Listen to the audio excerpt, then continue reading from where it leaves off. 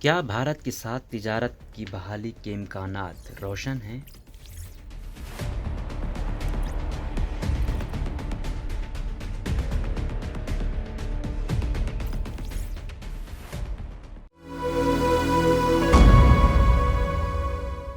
پاکستان کے گزشتہ دنوں وزیر اعظم شہباز شریف نے قمر زمان کو نئی دلی میں پاکستان کے ہائی کمیشن میں بحیثیت وزیر تجارت مقرر کیا ہے۔ یہ عہدہ 5 سال سے خالی تھا، جس کے دوران 2019 میں بھارت اور پاکستان کے درمیان عسکری کشیدگی کے بعد دو طرفہ تجارت تقریباً رک گئی تھی۔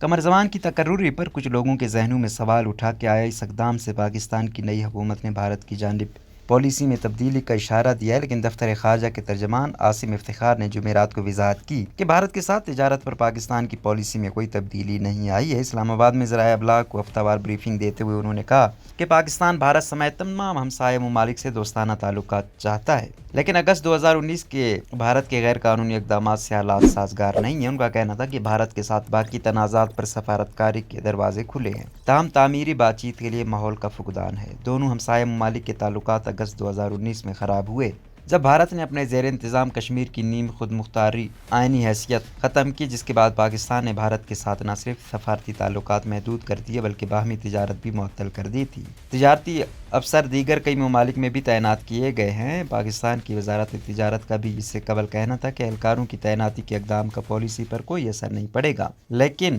اگر نئے وزیر اعظم بھارت کے ساتھ تجارت دوبارہ شروع کرنے کی کوشش کر رہے ہوں تو یہ حیرت کی بات نہیں ہوگی۔ سنگین معاشی بحران میں پھنسنے پاکستان کو بھارت سے سستی درآمدات کی وجہ سے عوام کو ریلیف مل سکتا ہے، جبکہ بھارتی منڈیوں کو برآمدات سے کچھ انتہائی ضروری آمدنی حاصل ہو سکتی ہے۔ عالمی افراط زر میں اضافے سے آج کل بھارت بھی محفوظ نہیں۔ ایندھن اور کھانے پینے کی اشیاء، خاص طور پر سبزیوں، مثالوں اور خوردنی تیل کی اونچی قیمتیں مہنگائی میں تیزی سے اضافے کا باعث بن رہی ہیں۔ اپریل میں بھارت میں خوردہ افراط زر 7.79% کی 8 سال کی بلند ترین سطح پر ریکارڈ کی گئی۔ خیال رہے کہ شریف خاندان کی پارٹی بیس میں صوبہ پنجاب میں کاروباری اشرافیہ بھی شامل ہے، جن میں سے بہت سے سرحد پار تجارت کی حمایت کرتے ہیں۔ یہ پہلا موقع نہیں ہے جب پاکستان نے تجارت کو دوبارہ کھولنے پر غور کیا ہے۔ ایک اقتصادی کمیٹی نے گزشتہ سال پاکستان کے اہم ٹیکسٹائل سیکٹر میں خام مال کی قلت کی وجہ سے بھارت سے کپاس اور چینی کی درآمد پر 2 سال کی پابندی اٹھانے کا مشورہ دیا تھا۔ اس وقت کے وزیر اعظم عمران خان کی کابینہ نے یہ کہتے ہوئے انکار کر دیا تھا کہ تجارت کی کسی بھی بحالی کا تعلق کشمیر کے بارے میں بھارت کی پالیسیوں سے ہوگا۔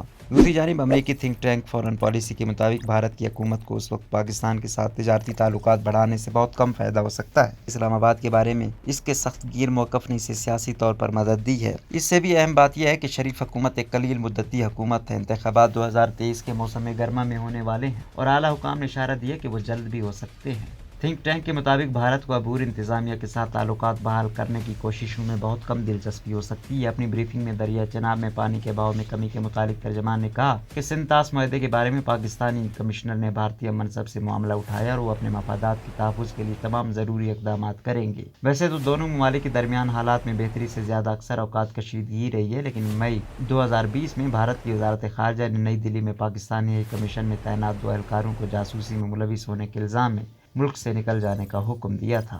اگست 2019 میں معطل ہونے کے وقت دونوں ممالک کی تجارت کا حجم $2.50 سے زیادہ تھا۔ کسی بھی ملک کے سفارت خانے میں تعینات تجارتی وزیر کی ذمہ داری دونوں ممالک کے درمیان تجارت اور کاروبار کو بڑھانا ہوتا ہے۔ پاکستان میں تجارتی برادری عمومی طور پر بھارت کے ساتھ تجارتی تعلقات کی بحالی کے حق میں ہے، لیکن حالات و واقعات اکثر اس کی راہ میں رکاوٹ بنتے ہیں۔ تاجروں کا خیال ہے کہ تجارتی معاملات کو سیاست کی نظر نہیں کرنا چاہیے۔ روزنامہ قدرت کی ویڈیو دیکھنے کے لیے ابھی یوٹیوب چینل پر سبسکرائب کریں اور بیل آئیکن پر بھی کلک کریں۔